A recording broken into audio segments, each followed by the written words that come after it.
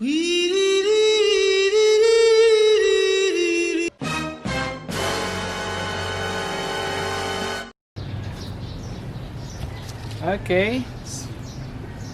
Sige. So now, we are going to do the continuous division method. Ang atong obron is ma-continue to divide. Nga divide, kag divide, hasta nga makuha tatanan nga prime factors. Okay, let's try 98. So, maghimo sa continuous division. Ang atong nga obron is, we're going to draw a reverse division symbol.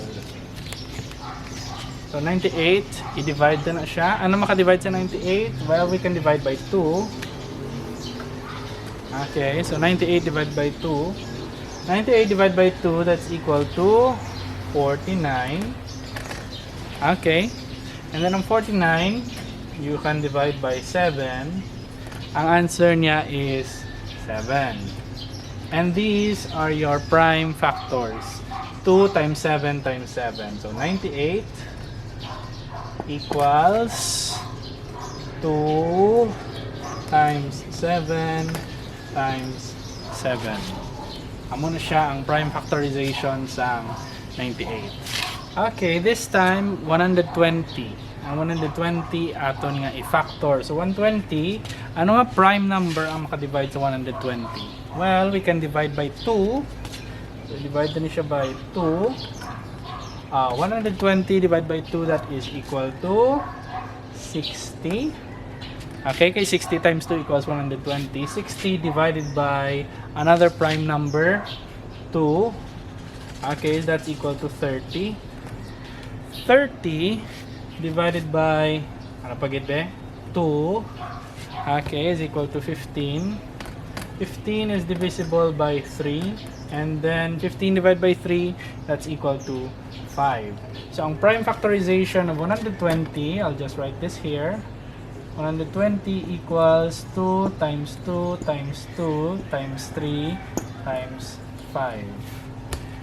Okay, so 2 times 2 times 2 times 3 times 5. That is 120. Sakto man. Sakto ah. Let's have 105. 105. Ano nga prime number ang makadivide sa iya?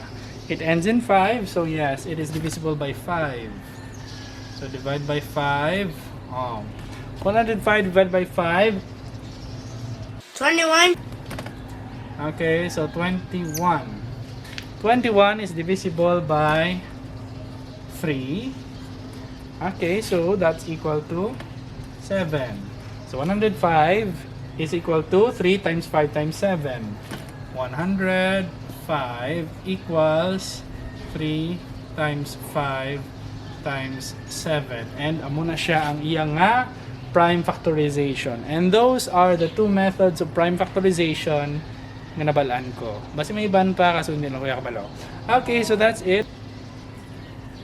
Hey guys, so thank you so much for watching. I'll see you guys next time. Nag-iisip na yan.